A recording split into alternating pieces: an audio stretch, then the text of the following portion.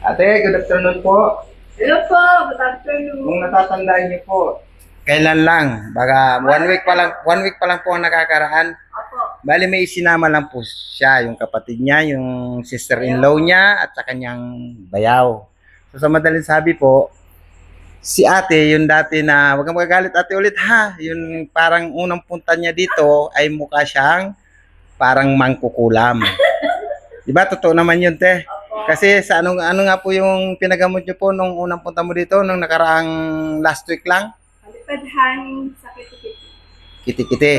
Ngayon, okay na po yung pakaramdam nyo. Opo. Pero pina-adjust niya po yung kanyang panga.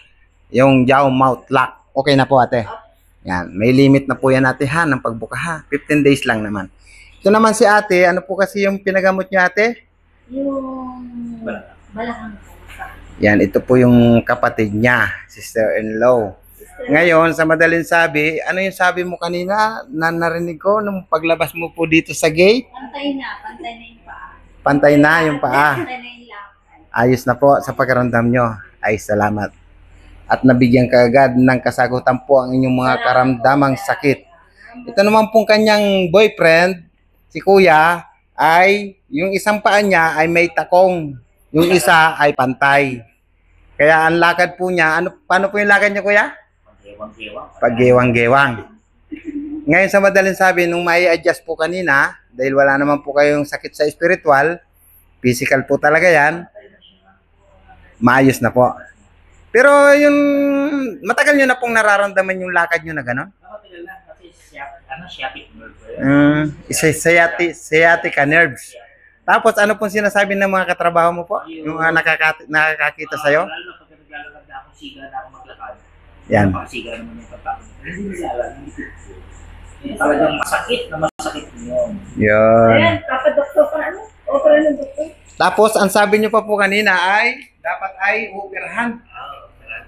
Dahil Yung may ano dito yung buto. Sa likod, sa spine ko, meron siyang naipit na ugat at doon something. Yun yung parang masakit na sa likod na spine ko.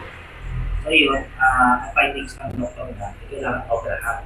Pagka na-operahan, hindi ka kung okay ka pa o Hindi siya pumayag. hindi ako pumayag. Unang-una, mahal. Pangalawa, baka hindi mabumalik yung talagang dati. Baka malungko ko, di sayang.